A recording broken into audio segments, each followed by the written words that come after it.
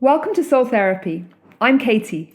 And I'm Kate, and this is the space where we take a deep breath, dive into healing, and laugh a little along the way.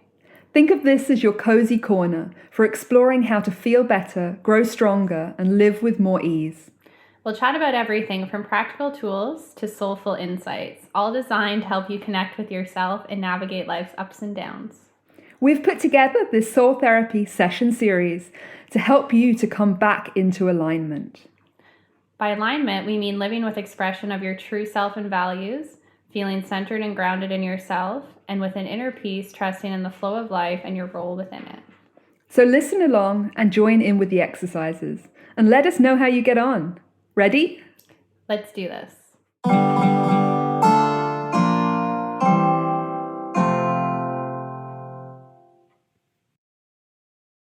Welcome to Soul Therapy. I'm Katie. And I'm Kate, and today we're talking about the relationship with self. So for me, so many people come to me and they're having problems with anxiety, they're having problems with depression, they're having problems with grief, they're having problems with relationships, or they're having problems with work burnout. And I mean, I've experienced so many of those things myself as well, all of them actually. So what about you? Me too. I've definitely experienced all of them, and every single one of my clients who comes to me, it's always one of those 5 issues. Right, absolutely. And I think this is the thing. I think that we oftentimes feel that all of our issues are outside of ourselves. All of our issues are outside of ourselves coming in. You know, they're coming in at us. Yeah.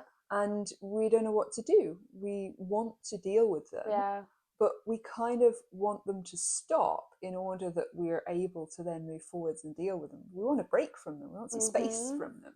Yeah, and like the problem with everybody, and I've done this in the past too, assuming that our problems are all outside of ourselves, is it's saying that it's all outside of our control.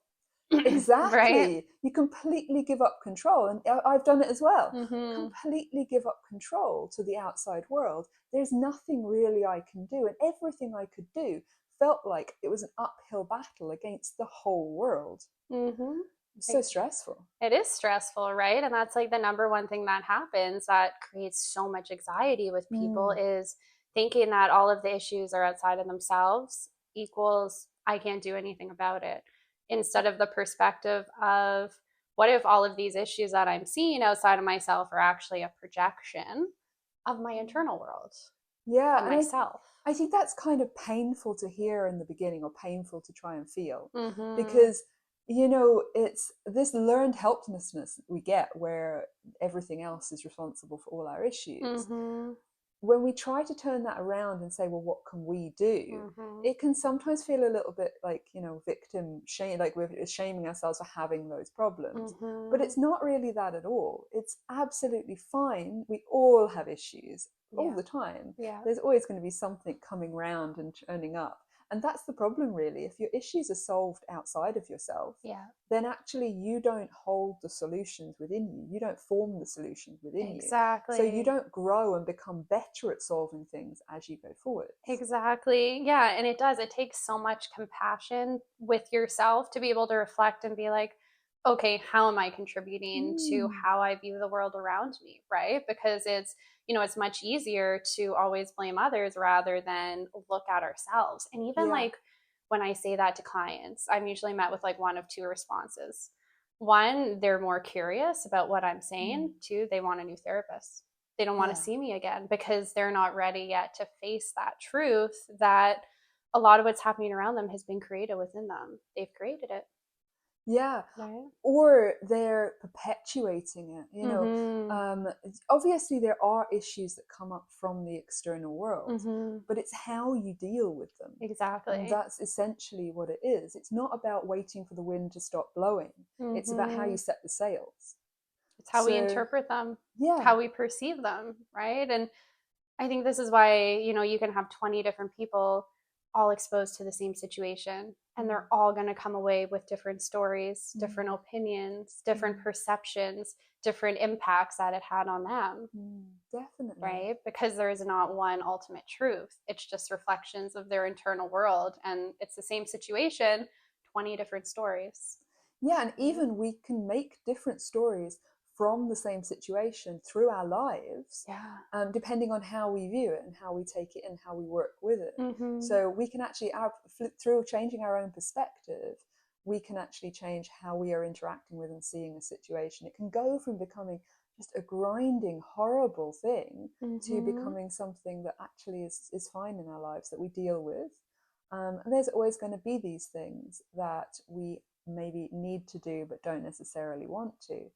I think one of my big problems was procrastination. So putting these things off, putting them off until a later date. But then I don't really enjoy the time coming up towards them either, because I'm thinking, I have to do them.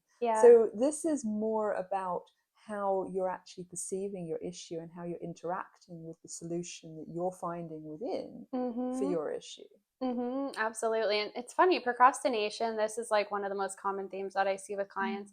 It's actually one thing. I have a lot of shortcomings, but that's not one of them. So for me, it's literally the opposite. Like when I know I need to do something, it like hangs over my head and it gives me so much anxiety, and it feels like a hammer hitting my head until I do that thing. So I'm just like, okay, might as well just get this over with, or the hammer is going to keep hitting my head. So I actually do it right away because it gives me anxiety to not do it. So that's like one good thing with me, is I actually don't procrastinate. But that's definitely like something that comes up a lot with people. And another one that comes up again and again is people pleasing. Oh yeah. People pleasing is difficult huge. It's very difficult to get out of that once you've fallen into it, for sure. Definitely very, very difficult. I think it's also just really about how you're going to work with the choices that come up, because you're talking there about anxiety. You're saying, it gives you anxiety when it comes up. So you use that anxiety in a positive way, and you go forwards and do it so that the anxiety doesn't linger. And so I think with procrastination in the past, what I've found is that, I probably am getting anxiety from this thing, but I'm trying to put that into a box and nail it tight shut and shove it down under the floorboards for a bit so I can try and dance on top of the floor. But the thing is that you never really feel like you're dancing free when you know underneath there's this lingering thing that's going to explode. Like hanging over your head. Exactly. So really it's about using that perception and using that kind of tapping on your brain in a wise way, and recognizing what's tapping. What's tapping really is your ego. So your ego is instructing you to do things that are important to really look after yourself and support yourself through life.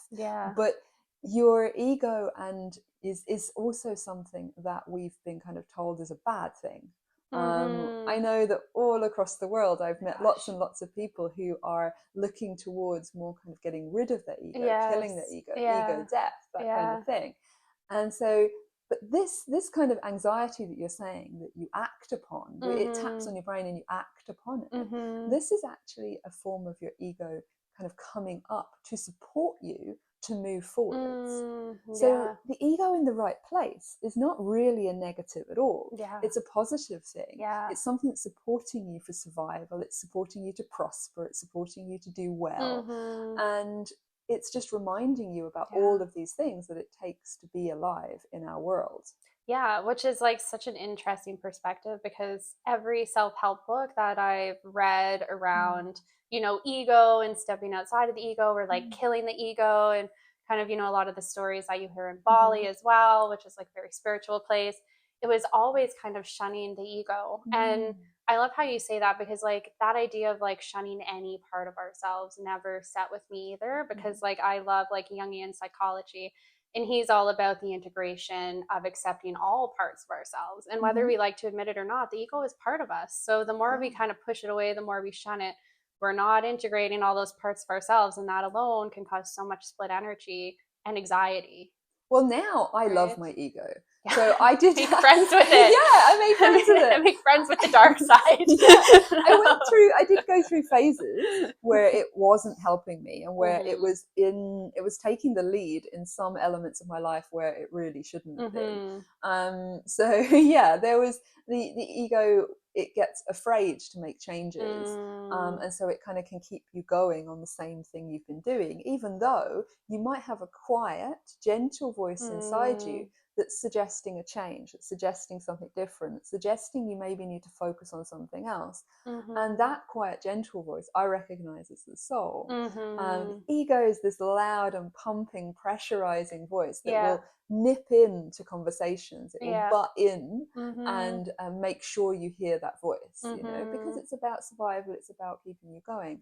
But the soul is this calm and quiet voice, and it's about balancing the two. Exactly. Really. And the problem is that because the ego is so loud, it's like that loud person in the room that always gets all the attention rather than the quiet person, right? So like we do tend to listen more to our ego probably than we should, because it is that loudest voice, right? And to hear the quiet whispers of the soul actually involves us needing to calm our minds enough to hear the quiet, right? Yeah, definitely. And I think also finding some forgiveness for ourselves, because actually our egos formed to look after us, but they were incredibly prominent, of course, when we were small children.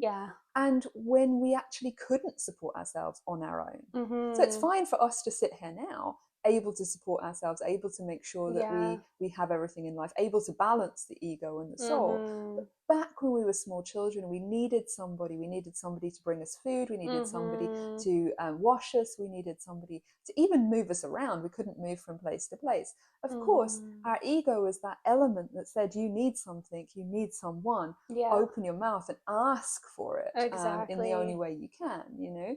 And so there the ego is very, very strong in the beginning, but of course it has to be. Somewhere in life it has to come into balance as we increase in our capacity to actually provide for ourselves. Then the ego comes into more of a balance, or it should. It should. I know I struggled with it for a long time, and this is one of the reasons why I'm really passionate both about people finding balance between the ego and the soul, and I'm very passionate about the fact that, you know, we should learn to love, or we can learn to love our souls and the egos equally, you know, because the thing is that I feel so blessed now to have my ego to look after me sometimes. You know, it points out when I'm hungry and I haven't eaten all day because I've been so excited about something I'm doing that I didn't think about it. And that's a beautiful thing too. Exactly. And I think kind of, you know, sometimes the challenge is that, like you said, as children, our ego controls us and it keeps us alive. And sometimes we don't realize how often we're actually still living in our child self. Like we haven't realized like what kept us safe in our childhood maybe doesn't need to be so present in adulthood, because we're adults now and we're safe and we're in those different phases of life, right? So sometimes the ego controls too much of our adult self, maybe when it doesn't need to, right? Yeah, I mean, I think definitely there is a kind of move in society away from those milestones that guide us into adulthood. So essentially, and I don't mean adulthood like, you know, tick the box, you're old enough for something.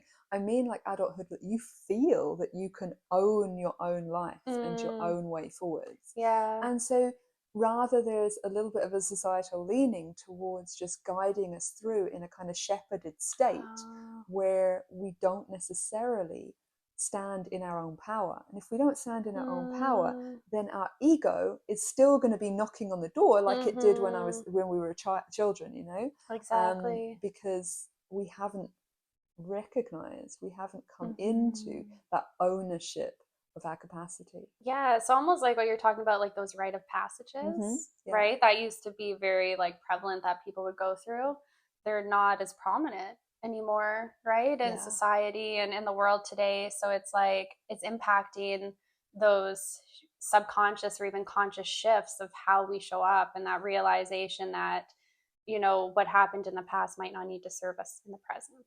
Right, and exactly. And if we can't leave behind that strength of the ego, if we can't step away from it and let go of our ego being so strong, if we can't say, okay, yeah, that was how I needed to be, but now I can be different, then actually our soul voice, that quiet whisper, can be suppressed beneath the ego. And that leads to what I see in so many people, which is a not understanding themselves and a frustration, an undirected frustration with the whole world, or a directed frustration that actually, when they knuckle down to it, when they really dissect that frustration, they find that that's not the real problem necessarily. Exactly. We've put something else in place as the problem because we can pinpoint that, and we can agitate that, we can have a go at it. But is that the real problem? If that was solved, would everything be okay? Sometimes we think it will. Right. So I'm guessing anyone who's listening to this now is asking themselves, do I live in the ego rather than living in the soul? So for people who feel like they're living too much in the ego, what can they do to help balance that soul voice? I mean, I know one of them I always recommend is like that idea of practicing mindfulness, like quieting the mind so you can actually hear the whispers of the soul is a big one. And I don't think a lot of people realize like how much they're actually not living in the present and actually giving room for the soul to speak to them. Right. So yeah, like mindfulness, meditation is a big one. Do you have any other things that you find work we for spoke you? about the fact that the ego is kind of this loud, intrusive, kind of aggressive, kind of demanding voice. And we spoke about the fact that the soul is this quiet, calm, peaceable, doesn't raise its voice, that kind of element. I think sometimes a lot of people are looking to connect more with their soul, but they step straight into looking for the soul without acknowledging the ego. So that would be a top tip, I would say, is that if you're struggling to know if you can hear your soul, recognize when you can see that you're hearing your ego. So if it's something kind of just, you haven't had enough to drink or eat or this kind of thing, if you recognize that's coming through, accept it, acknowledge it, thank it. Just be like, oh, well, that's actually good information. If you're walking along and you need to cross the road, it's your ego that reminds you to do as you were told, to lift your head and look both ways. Even though you might have been texting someone on your phone, it's your ego that actually breaks in and says, look both ways before you cross the road. So just recognize when that happens, and recognize how useful it is, how beautiful that is, that something in you is keeping you alive. And once you start to recognize that, and you might find that underneath you can recognize a different voice, that different soul calling more. Also trying some things that maybe you used to enjoy as a child and haven't done for a while. So if you used to enjoy something as a child, or if you've got this strong desire to do something, every time I go down by the coast and I see people kite surfing, my heart lifts.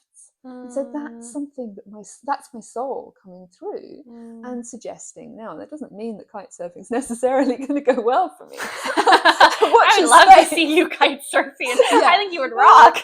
You're probably going to not see me kite surfing in the cold water. You're going to wait till I get some warm water girl. But that's the thing, is that notice those, even if it's something silly, something you think to yourself, I'm not sure I can do that. Well, entertain it. Why not? If there's an element of you that wants to do it in this gorgeous, diverse, and long but short life, then give it some freedom to do it. Yeah, those are all like whispers of the soul. Like if you see something and you get excited, it was the same with me. Like in my traveling too, like I would think of a new city or country and like I would get so excited. And I think that's the soul, right? So I think the soul can speak to you in feelings. Yeah. Right. And like if we can learn to tune into our feelings as well, that's our soul speaking to us too. I really think feelings are kind of like messengers to the soul. Yeah. Right. And I think also the soul can be a very calm voice, a very unchanging voice sometimes. It kind of knows itself, and it knows, if it gets what it wants, great, and if it doesn't, great. The ego is the pressing one, remember? The judgy one. Yeah, the ego is the judgy one. So actually your soul, if it suggests something to you and you don't do it, it's not going to turn around and badger you for that. It's just something that will remain underlying. So this is why we really do find that we can feel really frustrated if we don't move with those soul callings, if instead we get fixated on the ego demands. And ego demands can be relatively all-encompassing, but also short-sighted. It might demand that you need lots and lots of money in life, but it might also, which I mean, you need some to survive, of course, but it might also not want to recognize the fact that you're not going to take that with you at the end of the day. So the thing is that the soul is this more enduring thing that says, you know, I'd like to go kite surfing, so spend some money on that. Right. And the ego actually, like, without that contrast of ego and soul, we wouldn't actually be able to listen to our soul. Right? Like, we need that contrast of ego for us to be like, okay, this is the loud, overbearing voice, the fear-based voice, the judgy voice. This isn't, you know, my soul, my spirit speaking to me. But if we didn't have that, then we wouldn't know when the soul or spirit was speaking, right? Absolutely. So it creates that contrast so we can tell the difference of the ego and the soul. Like, because of the work that I've done on myself, I've gotten really good at becoming self-aware of is when my ego is talking and when it's serving me versus when I need to listen more to my soul or tap into my soul, because my ego is just triggering anxiety that's not serving me, right?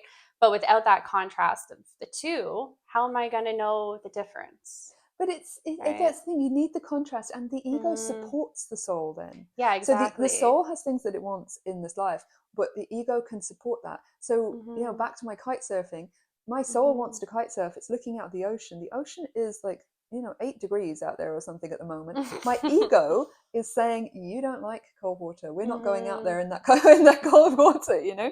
And this is also true, okay? So the two things can work together. It's not really a case of ignoring one or listening to the other all the time. It's about this harmony and synthesis and balance of the two. Just don't let the ego overbear the soul so you never hear it. Exactly. And it's looking at now when we kind of take these concepts that we talked about, like ego and soul, and throw them into how this ties into all of the issues we see with clients. Completely, the grief, the relationship, the anxiety, the depression, right? And all of these issues, how, you know, they're projections of our inner world, so to speak.